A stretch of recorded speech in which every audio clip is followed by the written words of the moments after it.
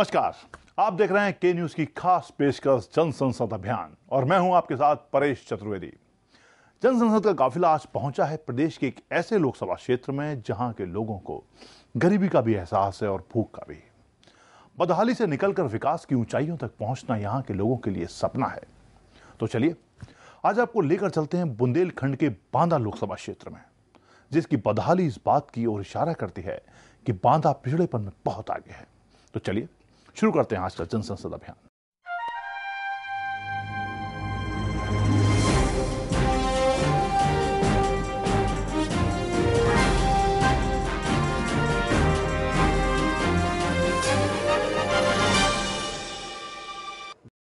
बरसी वहीं वहीं पर समंदर थे जिस जगह, ऊपर से हुक्म था, घटाएं भी क्या करें।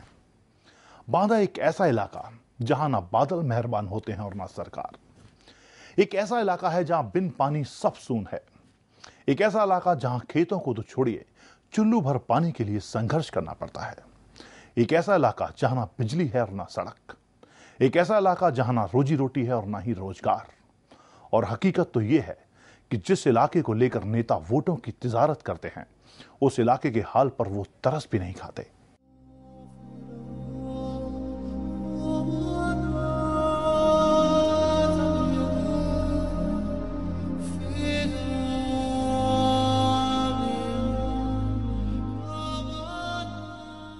उम्र की ढलान पर दरकती ये सांसें सबूत हैं उस लचर व्यवस्था की जिसने इनकी जिंदगी को जिंदगी न समझा।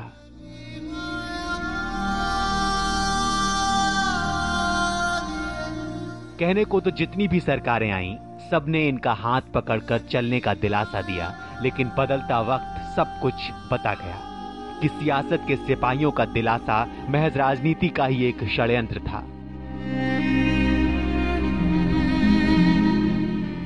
समय भी बदला और सियासत भी, लेकिन अगर नहीं बदला तो इन लाचार जिंदगियों का भविष्य।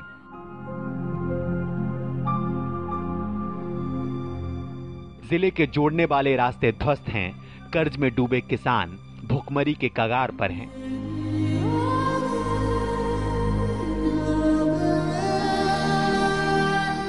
पिछड़ेपन का बदनुमा तमगा अपने माथे पर चिपकाकर बैठे बांदा जिले के एक एक अंश बदहाल है,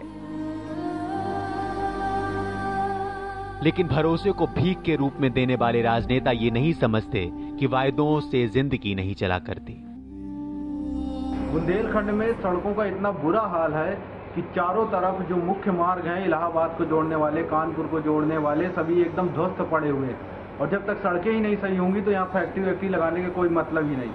दूसरी समस्या है किसानों की। तो किसानों का जो हाल है, कर्ज में डूबे हुए हैं किसान, उसके प्रति भी केवल कर्ज माफ कर देने बस से यहाँ पे समस्या सुधरने वाली नहीं है।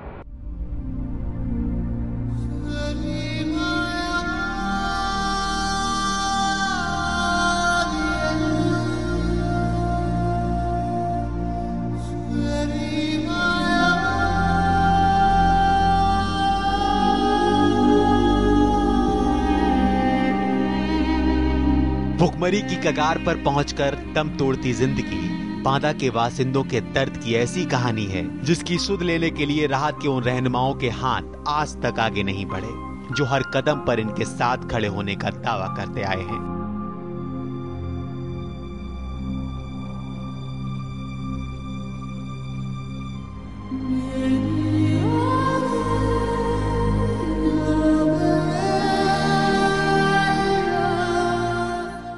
सापा सरकार ने कर्ज माफी का चुनाव घोषणा पत्र में कहा था कि 50,000 के सभी ऋण माफ कर दिए जाएंगे, लेकिन उन्होंने सिर्फ ऋण जो माफी किया है सिर्फ सहकारी समितियों तक का माफ किया है, जबकि किसान क्रेडिट कार्ड में सभी बैंकों से, राष्ट्रीयकृत बैंकों से कर्ज लिया गया है और कर्ज जो है चक्रवृद्धि ब्याज की दर से बढ़ता जाता है। 1 लाख रुपया 50,000 जिसने लिया है उसका 2 साल में 1.5 लाख 2 लाख रुपया कर्ज हो गया है।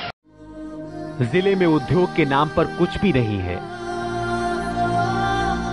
और जो कुछ फैक्ट्रियां थीं भी वो सियासत के तपिश में जलकर खाक हो गईं।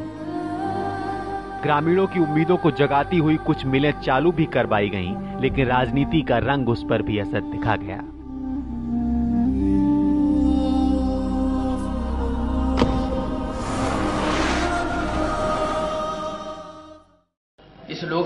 गरीबी बहुत ज़्यादा है, व्यापार के कोई धंधे नहीं है। हमारे यहाँ पर मानिकपुर पर बरगद की फैक्ट्री थी, उसको कांग्रेस ने चालू कराया था, जिस पर राज्य सरकारों ने उस पर बैन लगा दिया। इसी तरीके से बांदा में एक मिल थी, उस मिल पर भी रोक लगा दिया गया, जिससे आज तक किसी प्रकार का उसको चालू कराने के लिए कोई भी सरकार ने अथक प्रयास नहीं किया, जिससे हजारों लोग बेरोजगार हैं। जिंदगी बदहाल है, फिर भी सुध लेने वाला कोई नहीं। लोग आज भी इस उम्मीद में हैं कि इस बार का सांसद उनके लिए कुछ जरूर करेगा, लेकिन 2009 के चुनाव में जिस चेहरे को उन्होंने अपना खेवन हार समझकर संसद में भेजा था, उसने तो इनकी आशाओं और उम्मीदों को ही धराशायी कर दिया। मौजूदा समय में बांदा लोकसभा के आर.के. सिंह पटेल सांसद हैं। उनके बारे में भी बात करेंगे, लेकिन उससे पहले नजर डाल लेते हैं बांदा से जीते हुए अब तक के सांसदों पर। 1957 Raja Dinesh Singh Congress, 1962 Savitri Nigam Congress, 1967 Chaudhary Jageshwar Singh Yadav communist party of India, 1971 Ram Ratan Sharma Jansangh, 1977 Ambika Prasad Pandey Janata party, 1980 Ramnath Dubey Congress, 1984 Bhishma Dubey Congress, 1989 Ram Sajeevan Bahujan Samaj party, 1991 Prakash Narayan Tripathi Bahujan Samaj party, 1996 Ram Sajeevan Bahujan Samaj party, 1998 Ramesh Chandra Dwivedi Bharatiya Janata party, 1999 Ram Sajeevan Bahujan Samaj party, 2004 Shyam Charan Gupta Samajwadi party, 2009 R K. Singh Patel Samajwadi party. नाम चाहे एसपी के नेता का हो या बीएसपी के नेता का, बीजेपी का कद्दावर हो या कांग्रेस का कर्णधार, बांदा की आवाम ने सभी को मौका दिया है। लेकिन अफसोस, बांदा आज भी लाचार है। लाचारगी उस व्यवस्था की, लाचारगी सियासत की, लाचारगी इंसानियत की और लाचारगी मानवता की। आर.के. सिंह पटेल एसपी का झंडा लेकर बांदा की बदहाली को दूर करने निकले थे, लेकिन शायद उनकी जीत का जश्न बांदा के जज्बातों पर हावी हो गया।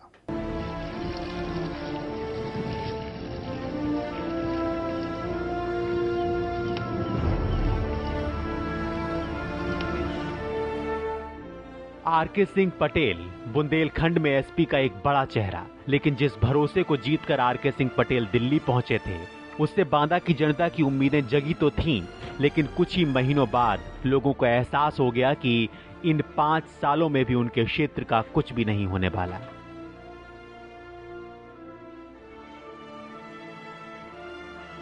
इनका कार्यकाल इस क्षेत्र में तो कुछ नहीं है, उधर कुछ किया हो तो तहसीलों में तो मालूम नहीं।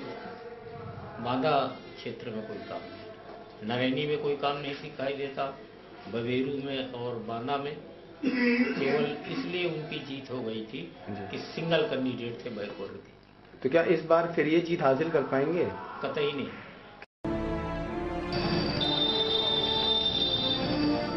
बांदा के विकास की सूरत आज भी नहीं बदली। सांसद महोदय ने चुनाव से पहले लोगों से खूब वायदे किए, लेकिन वक्त इन लोगों को सब कुछ पता गया कि राजनेताओं के वायदों की हकीकत क्या होती है।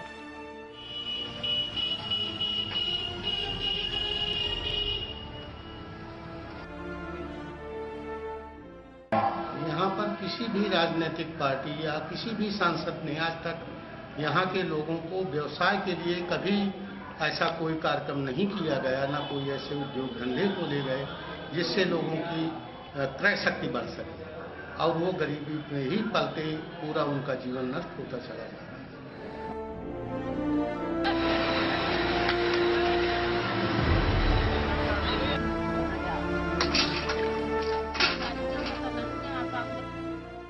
बांदा की बदहाली का जिम्मेदार आखिर कौन है?